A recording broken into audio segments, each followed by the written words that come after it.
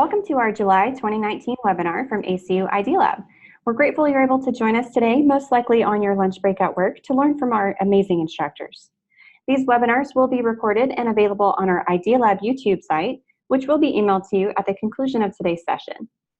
On our main website, acuidlab.com, you can also learn more about what we do for professional development. After today's webinar, we will have a drawing in which one of today's attendees will win a professional development course from ACU ID Lab at a $79 value. If you are the winner, you will be notified via the email address you provided upon registration. If you would like more information on our online degree programs, please visit acu.edu/online. All of our online degree programs are designed for working professionals like yourself. Today, we will hear from Dr. Ries, who I will introduce momentarily. I am Noelle Awan, and I'm your host this afternoon. You will notice all participants are muted and hidden, but there will be opportunities to participate in today's session, as well as ask questions using the chat function found on the bottom of your Zoom window. Let's begin using the chat with everyone sharing their first name and the city and state they're joining from. And here is today's agenda.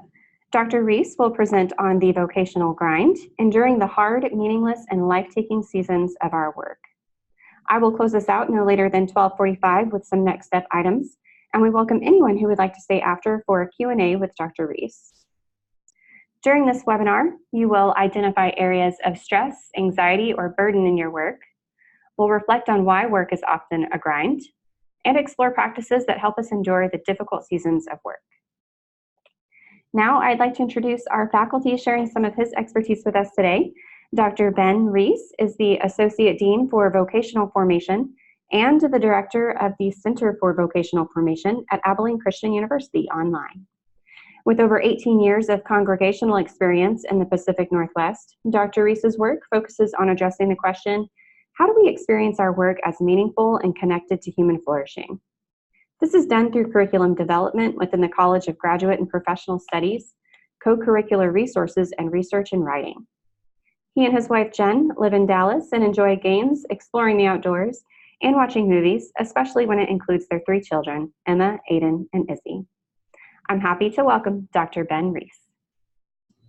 Thanks, Noelle. It is so great to be with all of you today. I'm deeply grateful to Idea Lab and the team there for inviting me to be with you all and share a few things about work, meaning, and enduring those seasons when work is actually not meaningful, but rather a grind. Now, we all want work that is meaningful. When asked the question, would you like your work to be connected to something of significance, something that matters? I think we'd be hard-pressed to find someone who answers, nah, no thanks. I'd love for my work to hold 0 significance, please. When we dreamed as kids and teenagers and adults what our work life would be like, in all likelihood, we imagined work that was fulfilling, work that wasn't a grind, but contributed to our overall well-being and sense of place in the world. I think we all want work that is meaningful. And we need to first say that a part of what makes work meaningful is work that allows us to pay the bills. We need to make a living so that we have food to eat and shelter over our heads. Perhaps we're fortunate enough to work for a company that provides health insurance and other benefits. And this very practical aspect of our work, it matters. This is part of what makes work meaningful. Standing in the paid circle and providing for ourselves, contributing to our family's well-being, this creates a sense of connection and goodness and should not be separated from what we count as what makes our work significant. If you've ever experienced a season of unemployment and finances became really tight, you know that getting a consistent and predictable paycheck, it makes a difference on our well-being. Work that provides a living is a good thing. But we also want work that is an expression of our identity. Perhaps we're wired to care for and attend to the well-being of others, and so we found ourselves in a helping profession. Perhaps we're good with the numbers and spreadsheets, and so we became accountants or controllers, or we work in operations. Maybe we love working with our hands or solving difficult problems. No matter how we're wired, most of us find our way into a career or line of work because it connects with a particular longing, passion, or capacity that we have, or at least at one point it connected. A part of what makes work meaningful is that it connects with our sense of identity and place in the world. We want work that grows out of our own sense of self, what makes us uniquely gifted and part of this world. And we also hope our work is not just an expression of our identity, We want it to be connected to the greater good. Most of us would like our work to not be destructive or hurt others. We'd like to think that our work, no matter how small or insignificant, that it makes the world a better place, or at the very least puts the world in a position to be a better place. We want work that contributes to the lives of others. Again, I think we'd be hard-pressed to find people who have no interest in their work being somehow connected to human flourishing. I think most people find fulfillment, gratitude, and delight when they see that the work of their hands or minds reaches other people beyond themselves. I think most humans are wired to experience a sense of goodness, joy, and hope when they do something that contributes to the well-being of others. And since our work life takes up the majority of our existence, most people, I would argue, hold out hope that their work life does this very thing. But unfortunately, work is often a grind, and there is a never-ending supply of reasons for this. One of the most common is poor working relationships with colleagues or a boss. Everyone has had that difficult colleague who specializes in being an irritant or is difficult to deal with in conflict. Or maybe there's simply a person with whom we hold very little in common. And there's a decent chance that we've even been that colleague a time or two. And just as great working relationships can make a difficult job more bearable, poor working relationships can make really good work feel unbearable. And it's also likely that we've had a boss or employer that made our work feel like a curse more than a blessing. Perhaps they micromanaged our work, had unfair or unclear expectations. Perhaps they made business decisions that made more money for the organization, but it put incredible stress on employees. Maybe they're just completely unavailable. There are a whole host of reasons a boss may be difficult, but when our relationship with a boss suffers, so does our work. Or maybe our work feels like a grind because we just simply hate what we do. We might even be really good at it, but over time we found that it no longer brings joy or fulfillment or life, but it's instead become drudgery. Or maybe the organization for which we work has changed significantly, and it is increasingly difficult to buy into the mission or vision of the organization. We like our little part in the bigger whole, but we no longer care for or support what the organization stands for. And we need a paycheck, so quitting isn't a great option. The daily and at times the hourly grind of doing work has taken its toll, and we're just done. We just hate what we do. But sometimes this experience of work being a grind, it's actually just situational.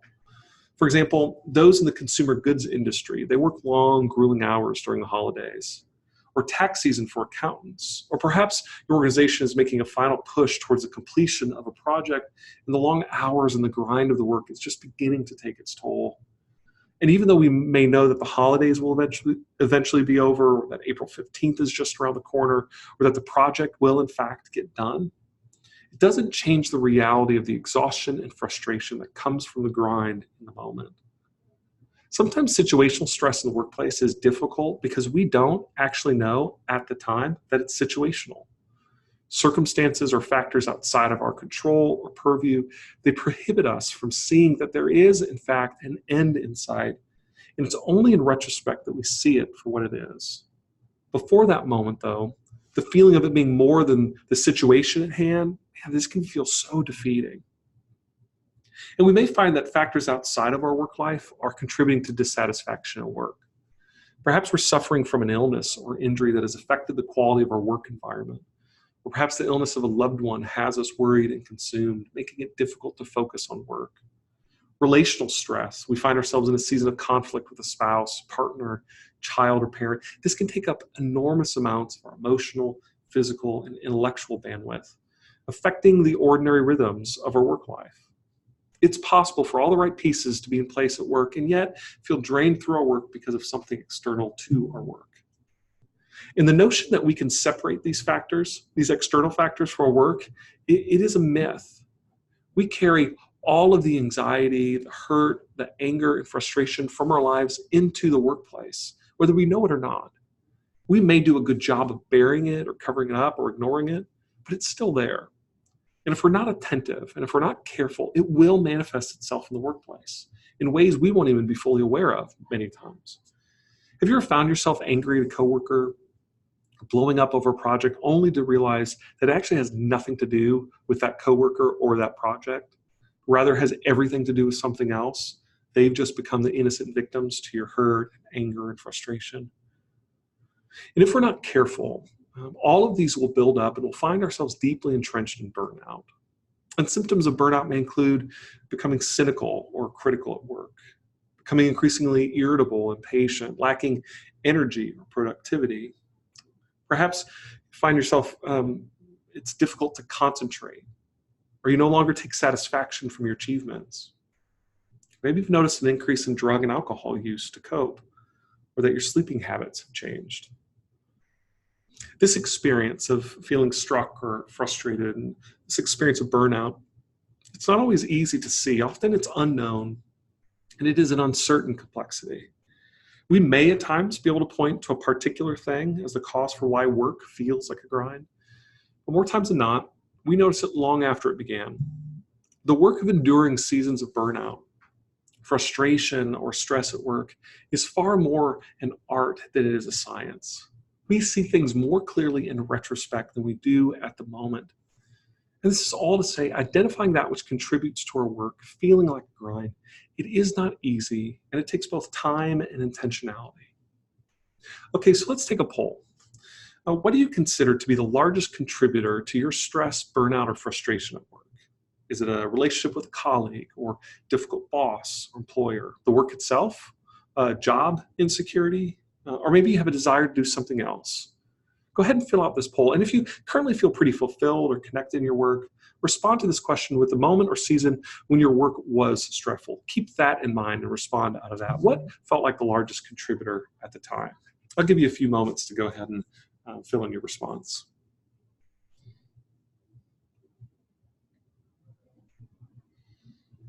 Okay, great. Getting the results here. See a pretty even mix. No one chose job insecurity. That's interesting. But the work itself and relationship with colleagues, these all play a role. Well, no matter what the contributing factor might be, there's some good news for you. You are not alone. Many people experience work as a grind. In fact, you'd be hard-pressed to find those who've never experienced a season of burnout, frustration, or angst in their work. And while having company in our misery doesn't always take away the painful experience, it can make it more bearable. And it does provide some hope in those who have endured and seen the other side of burnout. It's also good to know that meaningful work, it's a privilege. For most of human history, days consisted of getting enough food to eat and water to drink and caring for shelter and not getting eaten by a bear. Like that was good enough to call a day a good day. And to have space and bandwidth to pursue work that is meaningful and connects with who we are, this is a recent luxury in human history. And even today, there are plenty of people who don't have the luxury to ask if their work matters or if it's meaningful. Many people are just concerned with getting in the paid circle. Single parents who work multiple jobs or the working poor, they often don't have a luxury to wonder these things. And the good news is that we need to release ourselves of the pressure that we often put on ourselves, because that pressure for work to be meaningful, it's far more privilege than it is a necessity. And finally, the good news is that anecdotes exist. There are things we can do to mitigate burnout, and endure the difficult seasons, and find lives that are a bit more grounded and a bit less frantic and phrased. So the Latin root of the word vocation is vox, and it means voice. And I want to talk briefly about what I call the three voices of vocation. The first voice of vocation is identity. This is who you are and how you're wired. Those longings, passions, each of us have them, and it's what we bring uniquely into the world.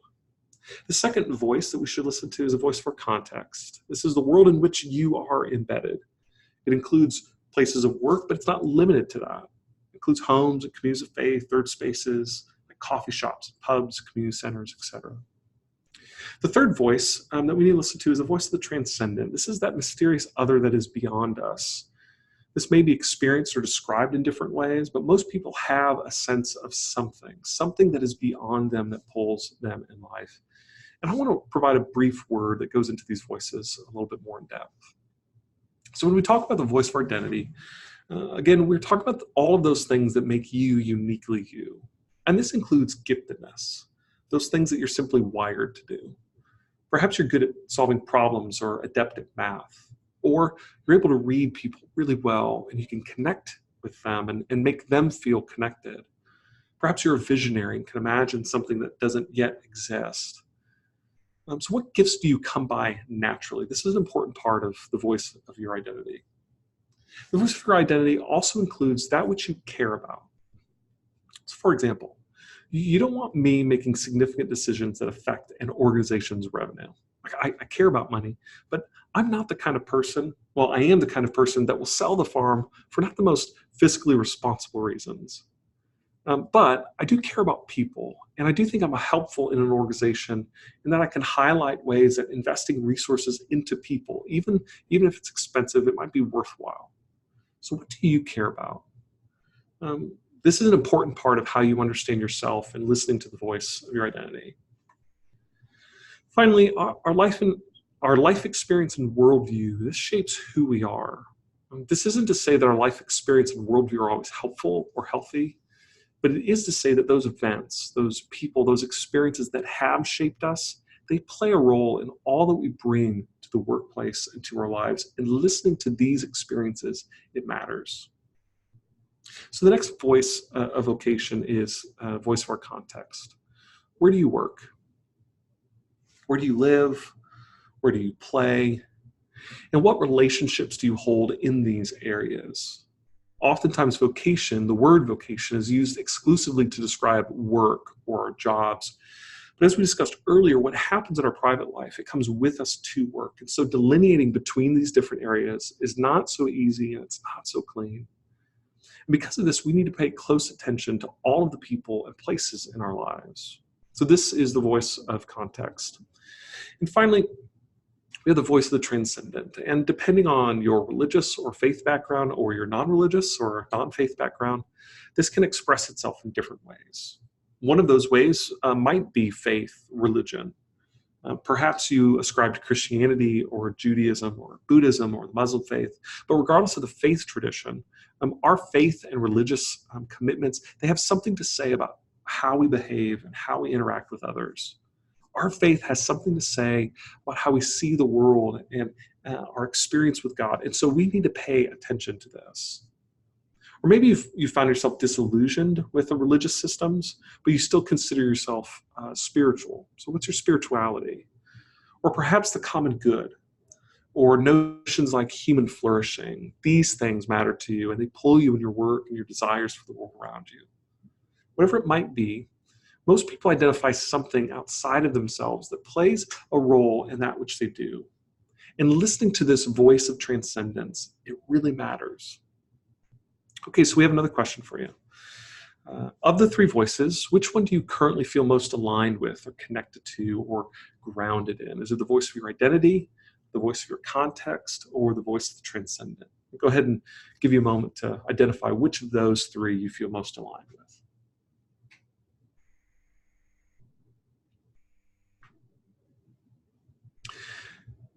Okay, so we're getting the results back. Okay, interesting. It's actually a pretty even split. There's 44% said transcendent by identity and context are close to a third. Okay, so we've got an even spread here. But having talked about the voices, I want to go a little bit deeper into the grind of work and ways that it's actually connected to these voices. First, I want to say that I think it is a disruption in these voices that creates the experience of work as toil that often leads to burnout. Work becomes difficult when it disrupts who we are. Perhaps our work doesn't align with our gifts or what we care about. Perhaps our work and our sense of integrity are in competition with one another. But when we feel a loss or disruption in our sense of self, our work is often the place we experience it the most. The same is true when we experience a disruption in our context. If we're experiencing pain, conflict, or tension in relationships, no matter where they might be, if we're not feeling connected to our context, it will have an effect on our experience at work. We may be able to avoid or ignore it, but that won't last too long. Finally, when we experience a disruption in our sense of the transcendent, our sense of connection and our experience of work as meaningful, it will be affected. Perhaps we're asked to do something that violates a moral or ethical boundary that grows out of our religious or spiritual commitments. Perhaps our experience with God or our sense of what God might be up to is disrupted, which pushes us and our experience of life a little bit off center. No matter what it might be, disruption in one voice, it will always have an effect on the others. Because these voices, these areas of our life, they're not mutually exclusive. They don't sit in silos. How we understand our own identity, it affects the context in which we live, work, and play. Our experience and sense of the transcendent affects how we see ourselves and our context. And how one experiences the world around them, it affects their sense of identity and experience with God or the transcendent. So having identified some of the problems and disruptions, having looked at the voices, let's turn to practice or postures that might help us endure seasons of burnout, stress, frustration, or work. The first thing I think we can do is begin to identify areas of disconnect or disruption. And this may be simple and easy for you, or it may take a bit of work. Perhaps what is necessary is a season of reflection that allows you to process, discern, and identify that which is really happening. Sometimes what we think is the cause is more a symptom than not, and we need time to reflect and pull our thoughts together to really see what is at the root of things. Or perhaps a conversation with a trusted friend or colleague, that this might help us identify what's going on. Sometimes someone outside of ourselves, we need them to help us see what's going on in our own lives. Another practice of discovery is taking a workday inventory. Keep a log of all that you do in a given day, and do this for a week. And reflect on that which you notice, because you might be surprised how much time and energy you give to tasks or relationships that are life-taking, and how little time and energy you spend on things that matter to you. Sometimes paying close attention to what we do, day in and day out, little details, helps us identify what's going on. Remember that you're not alone. You likely have people in your life, colleagues, friends, family, who not only have experienced the same thing, but might be able to help you navigate the season in which you currently find yourself.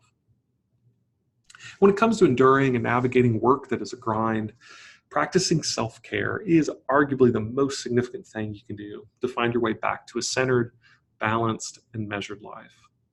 I'm guessing that none of the things I'm going to share will be new information to you, but it might serve as a helpful reminder, because we all know there's a massive difference between knowing how to care for ourselves and actually caring for ourselves.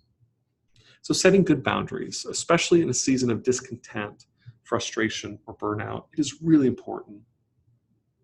Boundaries help others know where the lines are, and that others do not have complete control or say over your life. But boundaries also exist to protect you from yourself. Many times boundaries are needed not because other people intrude unnecessarily or without regard to you or your well-being, but rather boundaries are needed because we have a hard time setting limitations on what we do or don't do. And a failure to create good boundaries, it removes these necessary guardrails that keep us healthy. And I say good boundaries because not all boundaries are helpful or create opportunity to flourish in our work. For example, if our work necessitates that we're available on the weekends or evenings, it probably would not be a good idea to turn off our phones or not look at our email in the evenings or weekends. We likely won't keep our job for very long. However, if we know that our work requires us to remain accessible, is there a good boundary we can set up so that will help us maintain some sense of identity outside of our work? What pockets of our evenings or weekends can we step away so that others don't have complete access to us 100% of the time? So setting good and appropriate boundaries, this is highly contextual. You will know far better than anyone else what is healthy or not when it comes to your own self-care. But I do want to give a few options when it comes to good boundaries. First, I want to say this. Step away. Step away from work email, text, and phone calls. Detach from work communication and be intentional about it. If your work does not require you to be available at certain times, whether it's in the evenings or weekends, etc., don't check your email then. Don't respond to texts or phone calls that aren't an emergency. They all will be there. I promise they all will be there when you return to work. And stepping away from these things, it actually creates space for you to be more present when you do return to work. This might require that you remove access to your email from your phone, which most people have with them all the time. This is actually an important boundary for me that I'm pretty terrible at keeping because I'm one of those people where it doesn't matter what I say about boundaries. Like if my email is available on my phone, I'm going to check it. Another good boundary is take legitimate breaks during the workday. Actually go to lunch and enjoy your food and do it somewhere other than your desk, which is ironic now because we're in a webinar during lunch. But besides this, get up and take a 15-minute walk in the afternoon or in the morning. Enjoy lunch that's not at your desk. Walk over to a colleague's office or the water cooler or break room and share a story from your personal life. Talk about something that isn't connected to your work. Actually step away at intervals throughout the day from your work.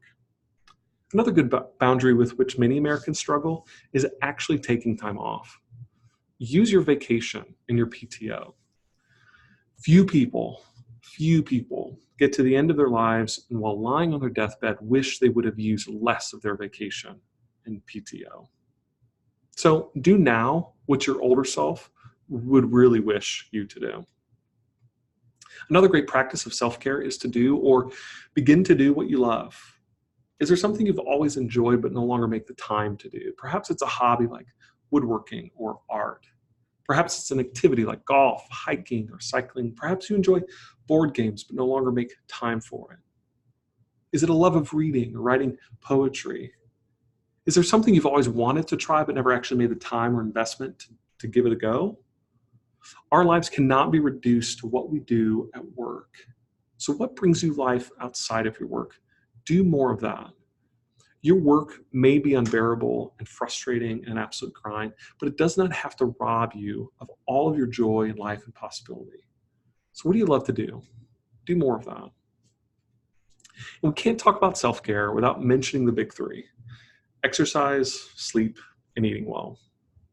There is a never-ending supply of research that supports the positive correlation between exercise, rest, and diet with our sense of well-being. This is probably the most obvious and the most difficult self-care to practice. When we're tired and burned out, frustrated, or dealing with a difficult work environment, the last thing we often want to do is go to a gym or go on a walk or a jog. It is difficult to sleep well when we feel anxious, angry, or hopeless about our work. It is really hard to make better food choices when we're in a season where work is a grind. I know, I get it. Honestly, I'm the worst at it. But it does matter. When work is a grind, try to find ways to get up and move around for 30 minutes a day. And if you can't do that, try to get 10 minutes in. And try to get more rest than you think you need, because most Americans seldom get the sleep we need to operate well. And try to find ways to make healthier choices with what you put into your body. And baby steps are fine in all of these. Celebrate the one small effort or one small adjustment you made to be a bit healthier. Another posture that might be helpful is a reminder that you are not your work. Way too much of our identity is wrapped up in the work that we do. It's one of the first questions we ask and are asked when we meet someone new. What do you do? What's your job, career? And given how much time and energy we spend at work, this makes sense. However, many people do not know who they are outside of their work. Many people struggle when they retire with what to do and who they are because they have a hard time knowing who they are if they're not at their work. Before you're an accountant, nurse, analyst, teacher, or whatever your working professional may be, you are a human being first. And this is easy to forget and very difficult to embody. And one practice of self-care you could try is sit down with a piece of paper and list all of the things you are outside of your work. Mother, father, daughter, son, spouse, person of faith, friend, etc. And after making the list, begin to wonder what it would look like to invest more time and energy in those things. Finally, it may be important to seek professional help. You might need to find a counselor, therapist, or psychologist who can help you navigate some of the more systemic or pathological issues at play. Or you may need to see your doctor or psychiatrist to explore medicinal options for things like depression and anxiety. The brain is an organ, and every organ at one time or another may not work as it's intended, and so we need help getting things back on track. Sometimes the brain simply isn't firing correctly. There's a chemical imbalance, and we need help getting it to work correctly. Whether it's a medical doctor or a mental health professional, sometimes we find our way back to a healthier place through the expertise and help of professionals. There are also practices and postures that you can embrace in the workplace that might help you find a more measured and centered life. First, identify that which you enjoy in your work and try to do more of that. This might be easier said than done. However, I think most of us actually have opportunity to do tasks that are life-giving and more enjoyable than others. We just simply haven't created the space for it. Maybe this will grow out of the workplace inventory that I mentioned earlier. You might notice after taking a detailed look at where you spend your time that you've gotten away from doing some of the stuff that you really love. Try to do more of those things. Sit down with your boss or supervisor and explain that you've noticed you no longer have the opportunity or the bandwidth to do whatever it is that you enjoy doing, and wonder with them what it might look like for you to have more opportunity to do those things. Most employers, they want their employees to enjoy what they do because they know the multiple benefits of having happy workers, and they're likely to respond positively to your request. At the very least, even if you aren't yet able to do more of what you enjoy, you have put it on the radar, and you can revisit the issue at another time. I also think that workplace silence is a lost art that we need to recover. And it's a very simple way for us to become more grounded and less chaotic and experience peace, even in the most difficult of situations. So set an appointment on your calendar to practice 5 minutes of silence in the morning and afternoon. No agenda, no judgment, no expectations, just simply sit. Close your eyes and rest. Breathe deeply. And be mindful of all that you're feeling and experiencing. There are also great mindfulness and meditation apps for your computer or phone that can lead you through guided meditations. A neuroscientist at Harvard, Dr. Sarah Lazar, she's discovered that 50-year-olds who practice as little as 15 to 20 minutes of silent meditation or mindfulness a day, that they have the same gray matter as people half their age, as 25-year-olds. And gray matter is that part of the brain that involves decision-making and memory. Her research also shows that people who previously had no experience with silence or mindfulness, they experience positive changes in the makeup of their brains after just 8 weeks of practicing mindfulness and practices of silence. Threshold meditation is another practice of presence and mindfulness that you can actually do on the fly. So late Dr. Andre Delbecq, who's a professor of leadership and management at Santa Clara University, he would invite his students into threshold meditation, and it involves this. When standing on the threshold, that in-between space between two tasks or meetings or conversations, Dr. Delbecq recommended that you take 3 deep breaths. During the first breath, you simply identify from where or what task you are coming. What did you just do? And during the second breath, you identify what task, meeting, or conversation you're about to enter. Where are you going? And then during the third breath, you just make a simple commitment to be present with that which is right in front of you. It's a very simple practice of presence. It may not drastically change the dynamics of the work situation, but it does hold the potential to drastically change your posture in that situation. And we all have to breathe anyway. So being mindful for 3 of those breaths isn't a bad idea. Another practice we can do in the workplace is the practice of gratitude. The UC Davis psychologist Robert Emmons, he's done significant research on the effects of gratitude on our well-being and experience of happiness. And across the board, he's discovered this. Practicing gratitude, it increases one's experience of contentment and happiness and fulfillment across the board. And gratitude is not ignoring that which is difficult or painful or unjust. It is not becoming someone you are not or becoming a Pollyanna. It is simply identifying those things that are right in front of you for which you are grateful.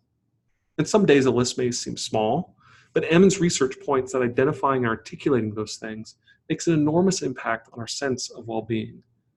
Perhaps it's keeping a gratitude journal where you mark down, as they happen, things for which you're grateful. Perhaps it's a moment of laughter with a colleague.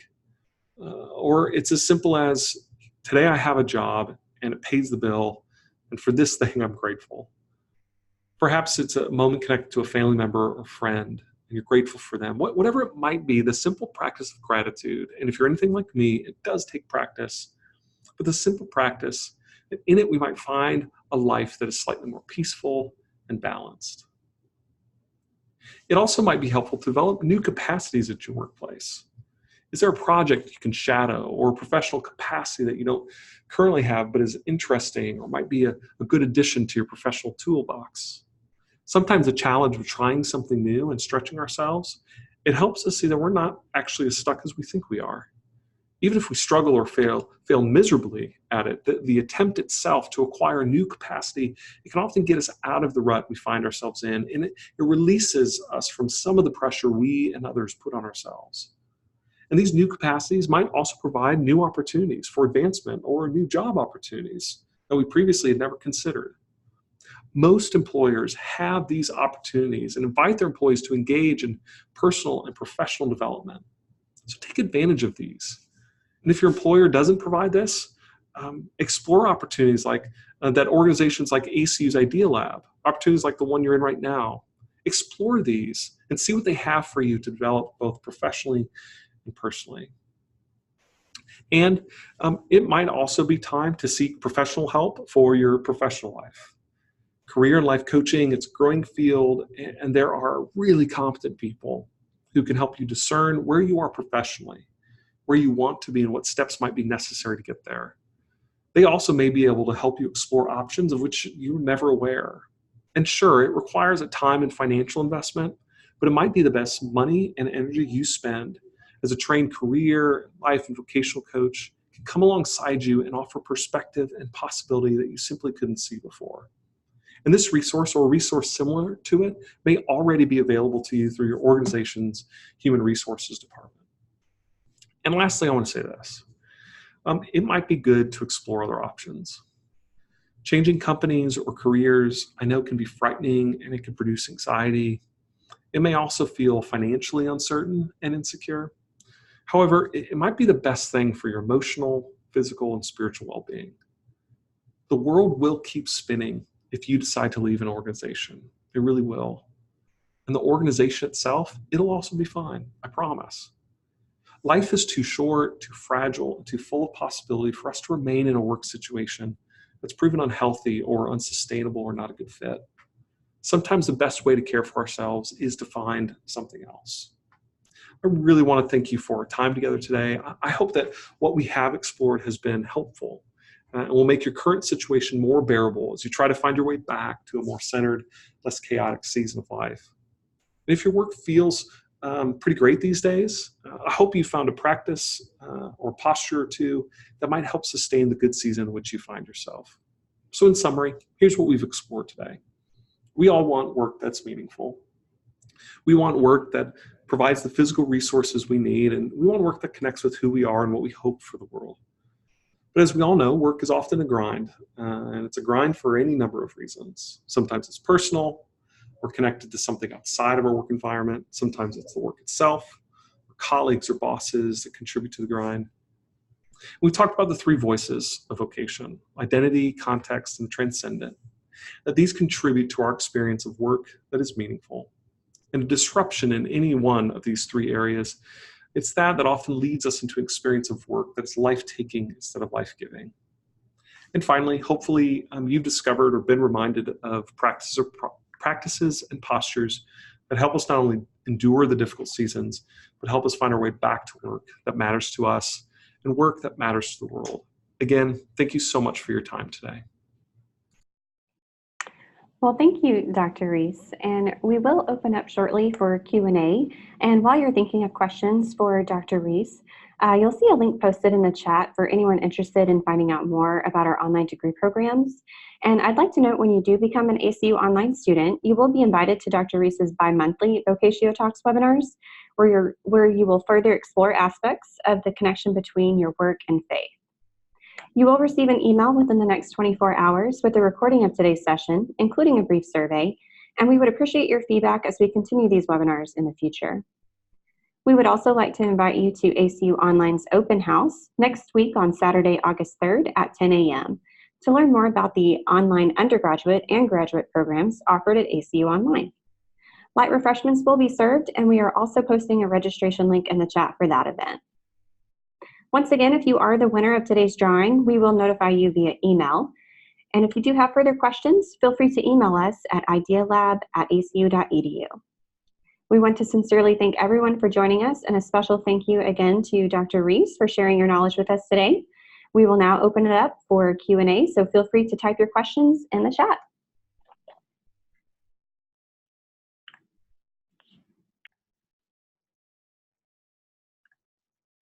To respect everyone's time, we will go ahead and conclude today's sessions. If you have further questions, please email us or visit our website at acu.edu/online or acuidealab.com.